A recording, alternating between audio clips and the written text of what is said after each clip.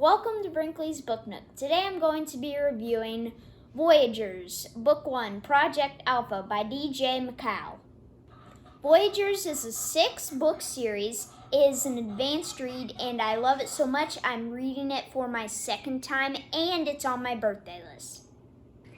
If you can't tell by the cover of this book, it is a sci-fi book and it is about 8 kids competing to go to space. They have to go to space to save the world from going dark. I really enjoyed this book and I think you will too. Next I'll be reviewing Area 51 Interns Alien Summer by James S. Murray and Carson Smith. This is the first Area 51 Interns book that I've read, but I believe there's a second one coming out. I really liked it, won it for my birthday, and it's an advanced read.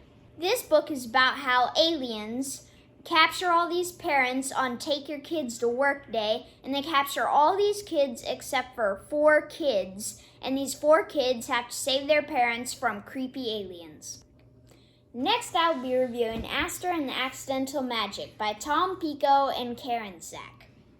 If you remember last week, I read a book that my sister picked out. Well, this week I did it again and read another book that my sister picked out.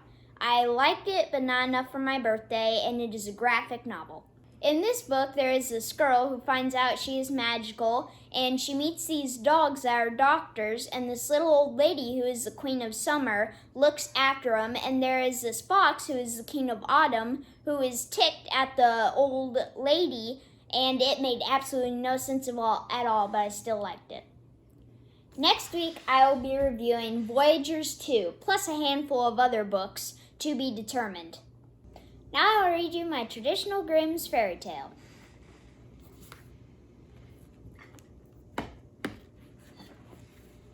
The 3 Feathers.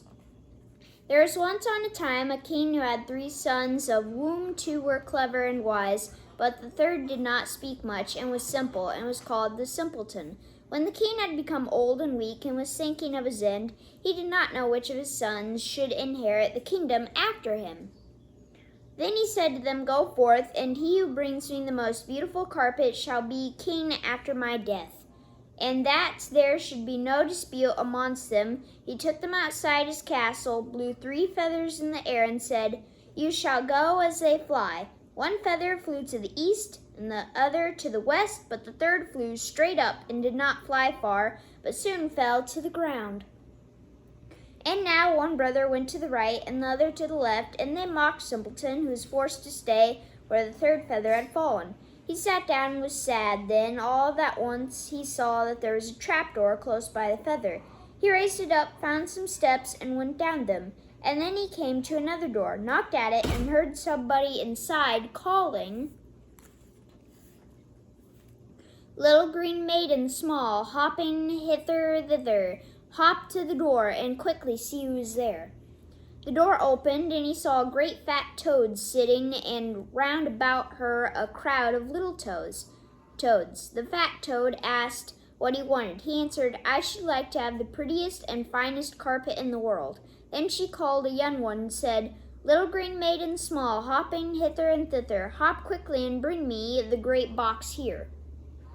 The young toad brought the box, and the fat toad opened it and gave Simpleton a carpet out of it, so beautiful and so fine that on the earth above none could have been woven like it. Then he thanked her and ascended again. The 2 others had, however, looked on their youngest brother as so stupid that they believed he would find and bring nothing at all. "Why should we give ourselves a great deal of trouble to search?" said they, and got some coarse handkerchiefs from the first shepherd's wives whom they met, and carried them home to the king. At the same time, Simpleton also came back and brought his beautiful carpet, and when the king saw it, he was astonished and said, "If justice be done, the kingdom belongs to the youngest." But the 2 others let their father have no peace, and said that it was impossible that Simpleton, who in everything lacked understanding, should be king, and entraced him to make a new agreement with them. Then the father said, "He who brings me the most beautiful ring shall inherit the kingdom," and led the 3 brothers out and blew into the air 3 feathers which they were to follow. Those of the 2 eldest again went east and west, and the Simpleton's feather flew straight up and fell down near the door into the earth. Then he went down again to the fat toad and told her that he won the most beautiful ring. She at once ordered her great box to be brought and gave him a ring out of it, which sparkled with jewels and was so beautiful that no goldsmith on earth would have been able to make it.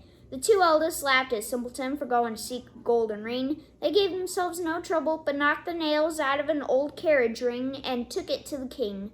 But when Simpleton produced his golden ring, his father again said, "The kingdom belongs to him." The two eldest did not cease from tormenting the king until he made a third conduction and declared that one who brought the most beautiful woman home should have the kingdom. He again blew the three feathers into the air, and they flew as before. Then Simpleton, without more ado, went down to the fat toad and said, "I want to take home the most beautiful woman."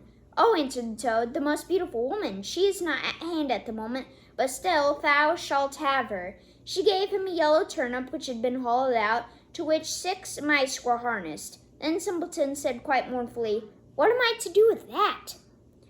The toad answered, "Just put one of my little toads in it." Then he seized one at random out of the circle and put her into the yellow coach. But hardly was she seated inside it than she turned into a wonderfully beautiful maiden, and the turnip into a coach, and the 6 mice into horses. So he kissed her and drove off quickly with the horses and took her to the king. His brothers came afterwards. They had given themselves no trouble at all to seek beautiful girls, but had brought with them the first peasant woman they chanced to meet. When the king saw them, he said, "After my death, the kingdom belongs to my youngest son." But the two eldest deafened the king's ears afresh at their clamor. "We cannot consent to Simpleton being king," and demanded that the one whose wife could leap through a ring which hung in the center of the hall should have the preference. They thought, "The pleasant woman can do that easily. They are strong enough, but the delicate maiden will jump herself to death." The aged king agreed likewise to this. Then the 2 peasant women jumped through the ring, but were so stout that they fell, and their coarse arms and legs broke in 2. And then the pretty maiden, whom Simpleton had brought with him, sprang through as lightly as a deer, and all opposition had to cease. So he received the crown and has ruled wisely for a length of time.